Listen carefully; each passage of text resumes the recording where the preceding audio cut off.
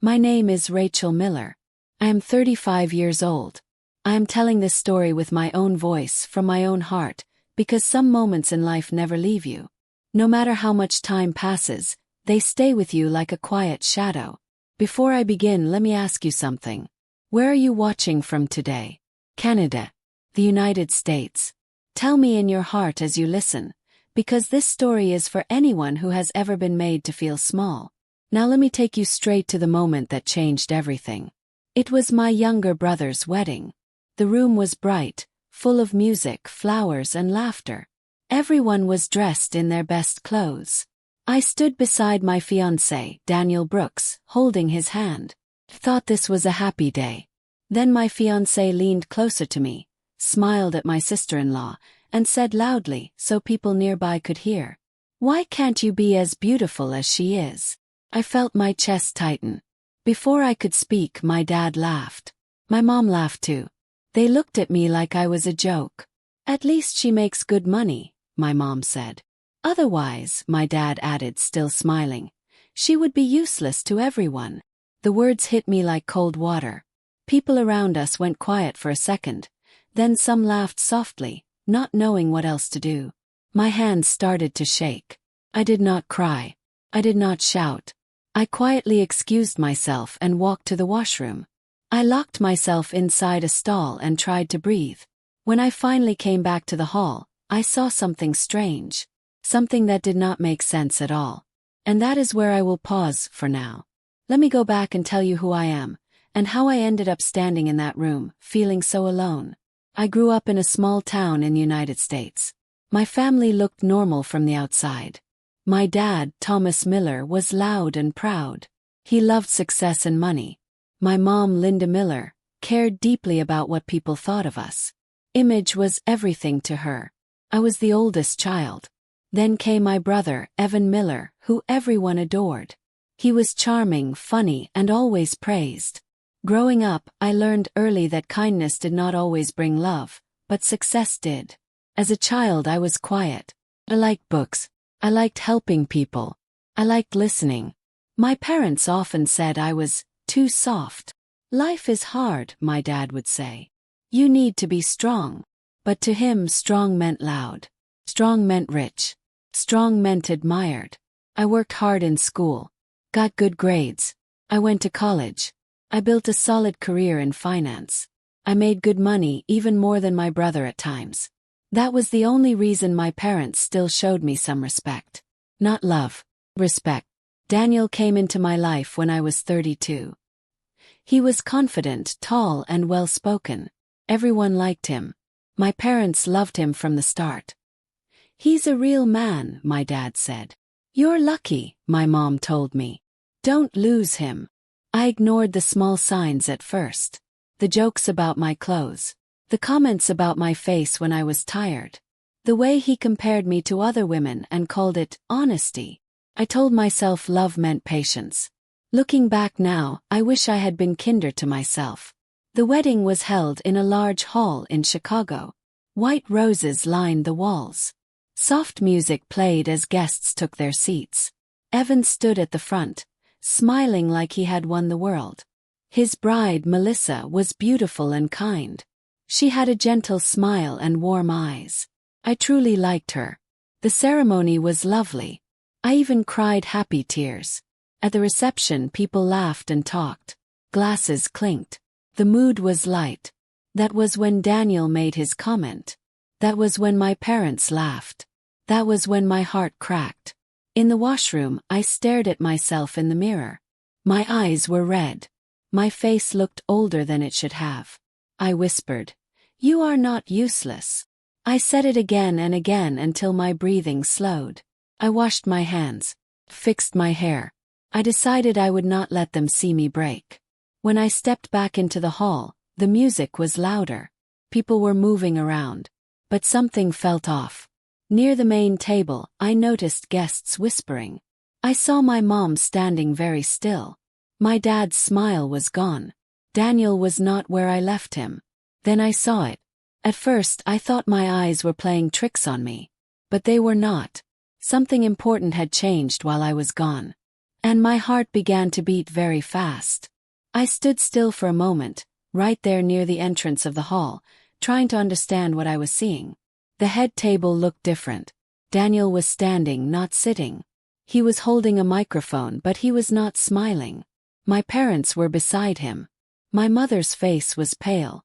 My father looked angry, the kind of angry that comes when control slips away. People were turning in their chairs. The music had stopped. I felt a cold line run down my back. I walked slowly closer, my heels making small sounds on the floor. No one noticed me yet. Everyone's eyes were on Daniel. "This is supposed to be a happy day," he said into the microphone. His voice sounded tight, not smooth like before. "But I need to clear something up." A low wave of whispers moved through the room. I looked at my brother Evan. His smile was gone now. Melissa held his arm, confused. Daniel continued. "Some things were said earlier. Things that were misunderstood." Misunderstood. My hands curled into fists. I wanted to turn around and leave. I wanted to run.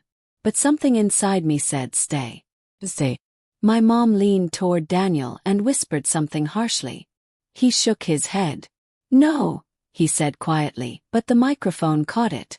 "I'm finishing this." The room went very quiet. I saw my dad clench his jaw. Then Daniel's eyes lifted, and for the first time since I came back from the washroom, he saw me. Eyes met. For a second there was something like fear in his face. Then it disappeared. "I need to apologize," he said, still looking forward, not at me. "To this family. To Evan and Melissa. Because today should not be about drama." People nodded. A few clapped softly, thinking this was the end of it. But Daniel did not stop. "There are things about Rachel that people don't understand," he went on. "Things she never talks about." My stomach dropped. I wanted to shout stop. But no sound came out. My parents stiffened. My mom shook her head slowly. Daniel kept going. "She acts humble, quiet. But she hides a lot." The word hides echoed in my mind. This was the strange thing I had sensed when I walked back in. Something had shifted. Not in my favor. Not yet. Evan finally stood up. "Daniel," he said, trying to smile. "Maybe we can talk later." But Daniel raised his hand. "No. Later never comes." I felt my heart pounding so hard I thought people could hear it. Then Daniel said something that cut deeper than the insult from earlier. "Rachel only has value because of her money," he said. "Everyone knows that." A sharp breath moved through the room. I saw Melissa's eyes widen. I saw guests turn to look at me. My parents did not defend me. Not even now. Instead, my dad cleared his throat and said loudly, "Let's not pretend money isn't important." That was my low point. Not the insult. Not the laughter. But the silence that followed when no one stood up for me. Felt very small. Like the little girl I used to be. Holding books while everyone else chased praise. I took a step back. Then another. I was ready to leave. That's when Melissa did something unexpected. She stood up. She did not take the microphone. She did not raise her voice. She simply said, "This is not okay." Her voice was calm but strong. "This is my wedding day," she said. "And I will not have someone spoken to like this in front of me." She looked at Daniel. Then she looked at my parents. "Rachel has been kind to me from the first day we met," Melissa said. "She helped me plan this wedding. She listened when I was stressed. She never once made me feel small." My eyes filled with tears. Melissa walked toward me and took my hand. That simple touch felt like air after drowning. "This family laughs too easily," she said softly, "and listens too little." The room was silent again. But this silence was different. Heavy. Thinking. Daniel's face darkened. "You don't know everything," he said. Melissa replied. "Then maybe you should stop talking." Some guests nodded. Some looked shocked. My parents looked embarrassed now, not proud. That was a high moment for me. A small one but real. Kindness had spoken. Daniel handed the microphone back to the table, breathing hard. He walked past me without looking at me and disappeared through a side door. People slowly began to talk again.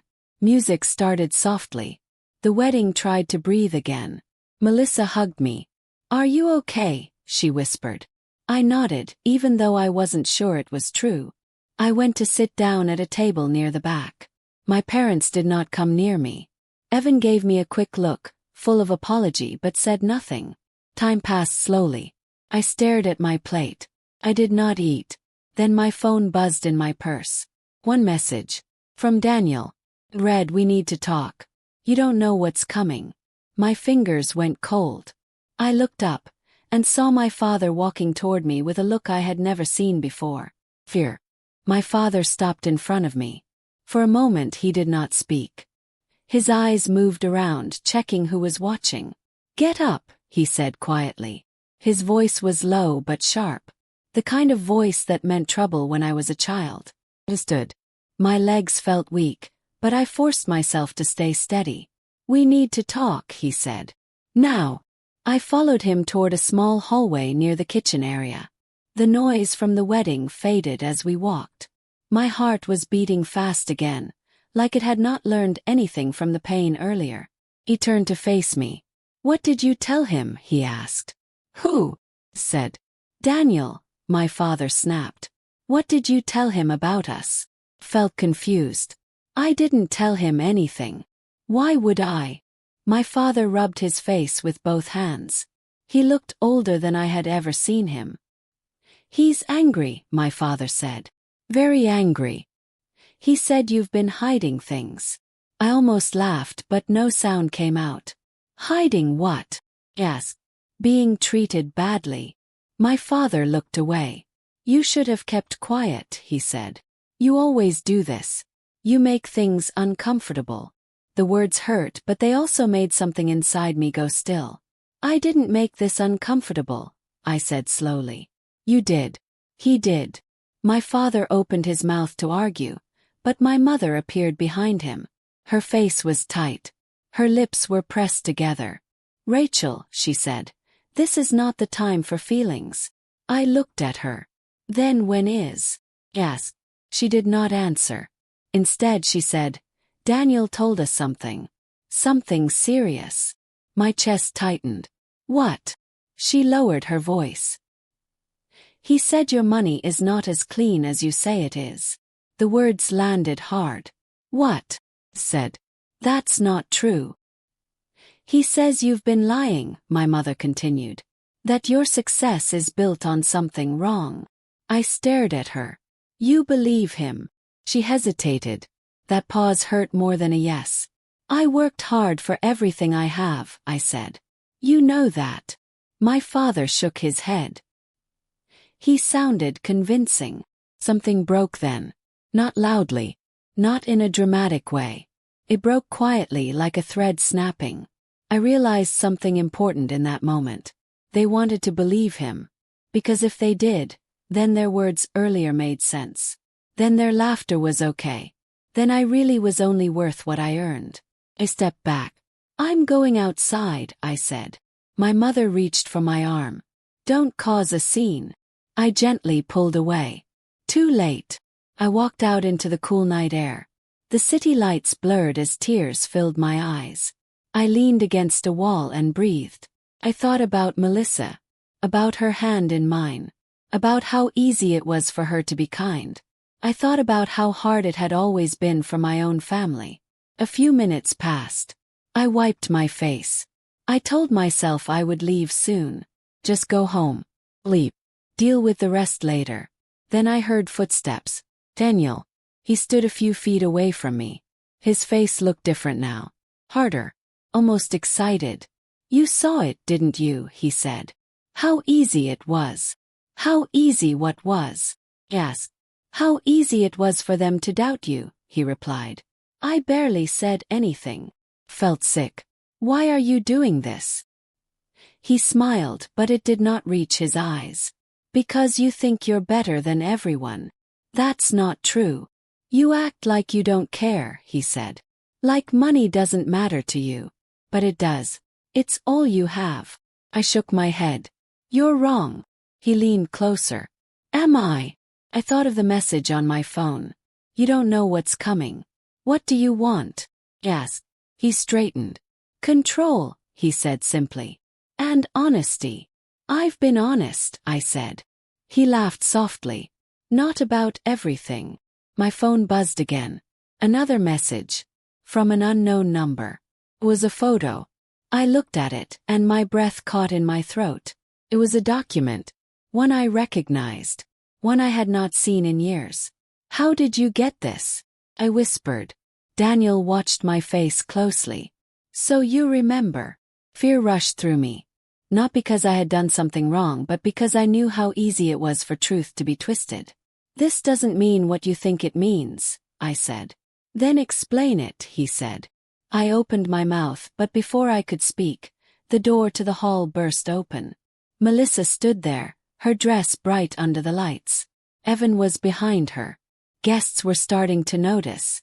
What's going on? Melissa asked. Daniel stepped back, raising his hands like he was calm. Just talking. Melissa looked at me. Really looked. Rachel. I shook my head slightly. That was when my father came out too. And my mother. All eyes were on us now. Daniel lifted his voice. Since everyone's here, he said, maybe it's time we talk about where Rachel's money really comes from. Gasps filled the air. I felt the ground shift beneath me. The night air felt heavy as Daniel's words hung there. People stopped moving. Someone near the door covered their mouth. I could hear my own breathing, loud and uneven. Daniel, Evan said sharply. This is not the place. Daniel ignored him. Rachel, Daniel said, turning to me. Why don't you tell them? My father looked at me with hard eyes. My mother's face was tight with worry, but not for me. For the family name. For how this looked. Tell us what? My dad demanded. I felt every eye on me. My hands trembled, but I kept them at my sides. There's nothing to tell, I said. Because there's nothing wrong. Daniel laughed softly. You always say that. Melissa stepped closer to me again. If you have something to say, she told Daniel. Say it clearly. Daniel nodded. Fine. Years ago, Rachel was involved in a business deal that went bad. Papers were signed. Money moved. She walked away clean, while others didn't. That was the extreme moment of this chapter. The accusation. Loud. Public. Dark. Gasps moved through the group. That's a lie, I said. My father looked shocked. Is it? He asked me. Rachel. The hurt from that single word cut deep. It's not a lie, Daniel said. I have proof. He held up his phone. I've seen those papers, I said. They don't say what you think. Then explain, my mother said quickly. Explain now. I closed my eyes for a moment. I remembered that time in my life. I was young. I had trusted the wrong people. I had left when things felt wrong, choosing honesty over fast money. The investigation had cleared me completely. But investigations don't make good stories. I did nothing illegal, I said. I left because it wasn't right. Daniel smiled. That's your version. The crowd murmured again. Then something small happened. A low moment. Quiet but important. An older woman from one of the tables spoke up. I know Rachel, she said. She helped my son get a job when no one else would. Another voice followed. She paid for my daughter's books in college. More whispers. Different now. Daniel's smile faded just a little. Melissa looked at him. You're trying very hard to hurt her, she said. Why? Daniel's jaw tightened. Because she's not who she pretends to be. I finally felt something rise inside me. Not fear. Not sadness. Strength. I never pretended to be perfect, I said. I just tried to be kind. My father looked confused now. My mother looked torn. Daniel took a step forward. This isn't over, he said. Not even close. He leaned in and lowered his voice so only I could hear. You think this is the worst part, he whispered. It's not. Then he turned and walked back into the hall. People slowly returned to their seats, unsure of what to say. The wedding felt broken but still standing. Melissa hugged me again. "You don't deserve this," she whispered. I nodded, but my mind was racing. Because Daniel was right about one thing. This was not over. I reached into my purse to get my phone. It was gone. My phone was gone. I searched my purse again, slow at first, then faster. My heart began to race. Daniel had it. I felt a strange calm settle over me. Maybe it was because everything had already fallen apart. Maybe it was because I was tired of being afraid. I looked up and saw my parents watching me. My mother's eyes were full of worry now. Real worry. Not about the guests. Not about the family name. About me. "What's wrong?" she asked. "My phone is missing," I said. My father frowned. "Daniel." He nodded. We went back inside the hall together. The music was playing again, but it felt weak, like it was trying to cover something broken. Daniel was near the bar, talking to two guests, smiling like nothing had happened. I walked straight toward him. "Give it back," I said. He raised his eyebrows. "Give what back?" "My phone." People nearby turned to look. Melissa noticed too. Evan stood up. Daniel sighed and reached into his pocket. He pulled out my phone and held it up. "You really should be more careful," he said. He handed it to me. I took it and looked at the screen. It was unlocked. "You went through it," I said. "Yes," he replied. "And I found nothing useful." There was anger in his voice now. Not control. "That document you showed me," I said calmly, "was already cleared years ago. You knew that." Daniel's jaw tightened. "It still scares people. Only if they don't know the truth," I said. I turned to the room. "I want to say something," I said. My voice was not loud, but it was steady. The room quieted again. "I have been quiet my whole life," I said. Because I thought being kind meant staying silent. I was wrong. I looked at my parents. I worked hard. I made mistakes. Fixed them. I helped people when I could. That is my truth. No one laughed this time. "I don't want money to be the only reason I matter," I continued. "And I don't want love that hurts." I turned back to Daniel. "I am ending this," I said. For the first time that night, Daniel had nothing to say. Melissa started clapping. Slowly. Then someone else. And more. Not loud. Not wild. But real. I walked out of the hall alone, but I did not feel alone anymore. Outside, the air felt clean. My mother followed me. She stopped a few steps away. "I'm sorry," she said quietly. It was not perfect, but it was a start. And sometimes that is enough. Hope you enjoy the story. Please like and subscribe to my channel.